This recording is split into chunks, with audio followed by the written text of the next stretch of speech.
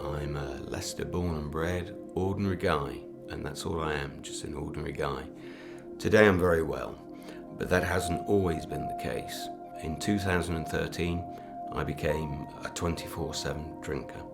It affected every aspect of my life: my biological health, my relationship with my family, my relationships with my employers. The point I'm trying to make is that alcohol does not discriminate against anybody. Nobody is immune from it. Basically, I'm 60 years old. Well, I'll be 60 years old in January. I tried to commit suicide when I was 46, and I've not had a drink of any kind for nearly 14 years. I want people to realise that there is life after alcohol.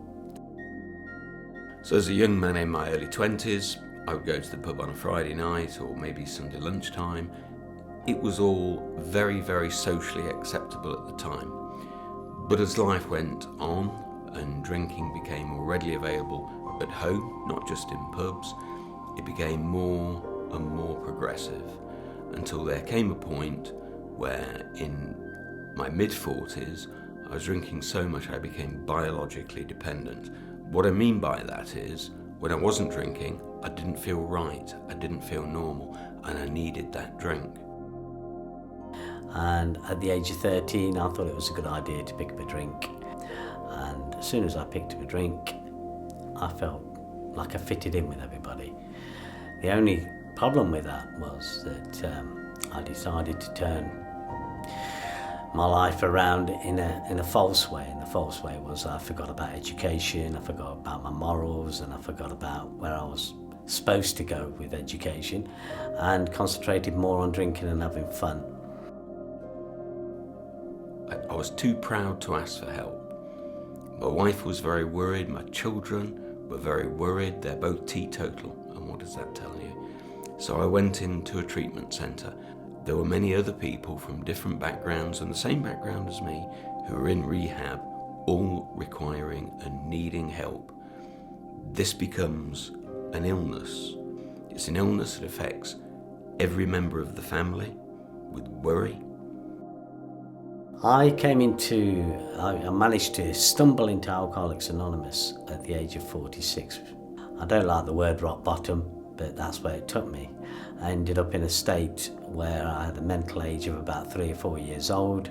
I couldn't walk properly, talk properly, read, write, nothing.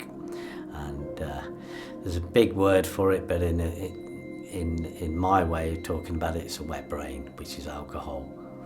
When I first came in and started talking about my story to people, they asked me a big question, and that was, does alcohol cost you more than money?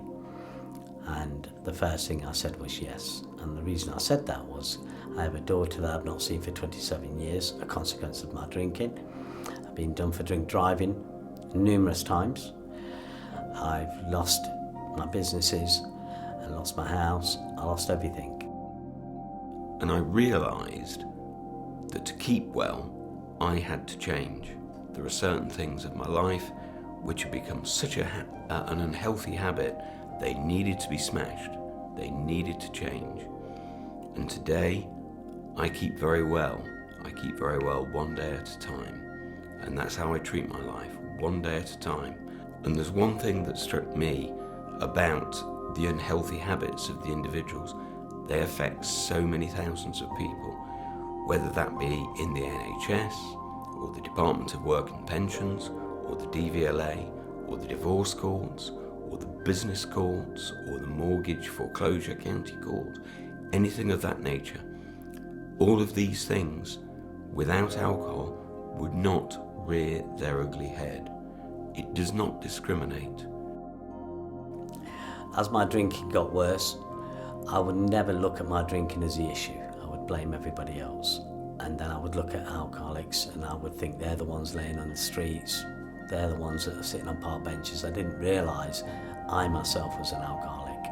My family did rally around me, they did get me help, and I did start turning my life around, and I've not had a drink, like I said, for nearly 14 years. And that is because I asked for help. There remains a great stigma about alcoholism and illnesses caused through alcoholism or drugs. because most people perceive that they are self-induced, and of course to begin with they are. It is a social pleasantry. It is a cleverly brandished poison, some may say. If anybody drinks for long enough, the decisions do not become theirs, because they become so addicted they have to have that drug of choice. But it is such a release to be free and liberated from that really unhealthy way of living.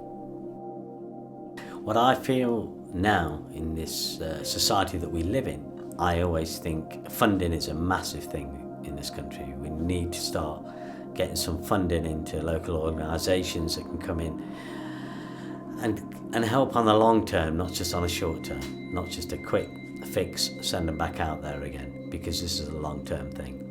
As for self-esteem, everything gets better once you ask for help. What I say to anybody, if you know of anybody who's suffering and they need help, please don't wait for a rock bottom. Please don't wait for them to say, when I'm ready, I'll stop. Because we don't know when that ready is going to be. And this is a killer. These illnesses we're talking about, alcoholism and drugs, they're killers.